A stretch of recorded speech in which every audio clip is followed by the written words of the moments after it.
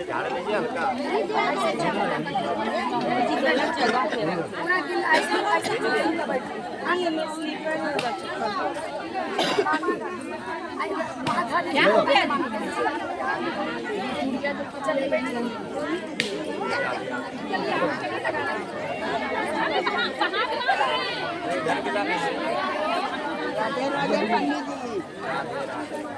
चलो बेटा, चलो बेटा।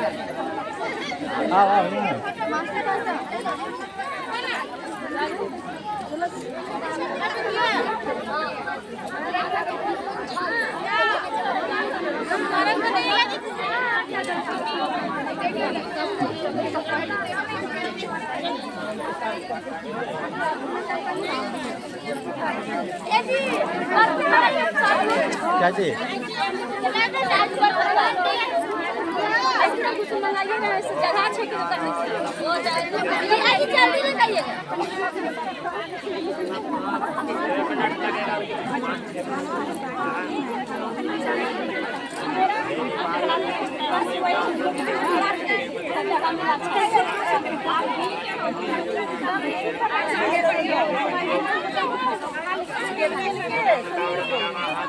घुमाइए घुमाइए घुमाइए।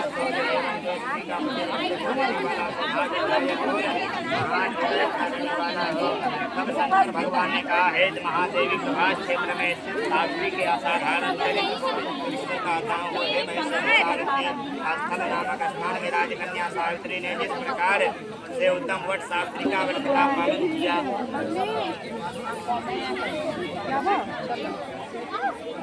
मद्रास देश में धर्मात्मा सभा सभी प्राणियों के हित में रहने वाला राजधानी तथा राज्य में रहने वाला प्रजाओं को प्रिय अश्वपति नामक राजा था, जो समासित सदानंद रहित सत्यवादी और इंद्रियों को वश में रखने वाला था। तथा एक समय महाराजा प्रभास क्षेत्र की यात्रा के निमित्त वहाँ आया और विधानपुर में यात्रा करता सावित्री स्थल नामक पर पहुंचा। वहाँ पर उस राजा ने अपनी रानी के साथ सावित्री के नाम से सिद्ध है और सभी प्रकार की कामनाओं को पूर्ण करने वाला है। घोर इस मंत्र की साक्षात मूर्ति बनकर स्थित ब्रह्मा जी की प्रिया सावित्री देवी उस राजा पर प्रसन्न हुए और कमंडलों को धारण करने वाला वह सावित्री देवी दर्शन देने के बाद पुनः अदृश्य हो गए और बहुत दिन के बाद उसी राजा के यहाँ देवी उसके समान रूप वाली कन्या के रूप में उत्पन्न हुई और सावित्री की प्रसन्नता से प्राप्त तथा सावित्री की पूजा करने के बाद राजा ने ब्राह्मणों की आज्ञा से अपनी कन्या का नाम ही सावित्री रख दिया। वह राजकन्या सावित्री साक्षात शरीर धारण की हुई लक्ष्मी के समान शोभित होती हुई बढ़ने लगी और धीरे धीरे कुमार अंगों वाली वह यौवनवती हुई, जिसके मध्य भाग जो सुवर्ण की प्रतिमा के समान दिखाई पड़ती थी। लोग उसे देखकर यही समझते थे कि यह कोई देव कन्या है और कमल के समान विशाल नेत्र वाली एवं तेज से अग्नि के समान प्रज्वलित होती हुई वह सावित्री महर्षि भृगु द्वारा कहे हुए सावित्री व्रत को करने लगे, जिसके आरंभ से सुंदर वर्ण वाली उससे उपवास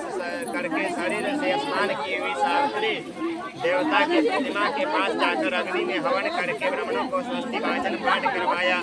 उस और उन ब्राह्मणों को अविष्ट पुष्पांजलि ग्रहण करके सखियों से घिरी हुई लक्ष्मी देवी के समान सुंदर रूप से शोभित हुई वह राजकन्या समीप में जाकर पिता के चरणों में प्रणाम प्राप्त पुष्पांजलि और निवेदित कर हाथ जोड़कर राजा के पार्श्व में स्थित हुई और उसे युवावस्था को प्राप्त हुई देखकर राजा इसके विषय में मंत्रियों को सलाह लेकर राजकन्या से कहने लगा, हे पुत्री, तुम्हें योग वर को देने का समय आ गया है। इससे कोई तुम्हारे तेज घर्षित होकर तुम्हें वर मांगने के लिए नहीं आता है और विचार करने पर तुम्हारे अनुरूप वर को नहीं पा रहा हूँ। अतः है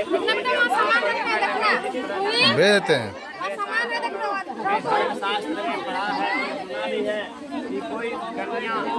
पिता के गृह में रहती है और पिता के कहने से जो कन्या रजो धर्म से युक्त हो जाती है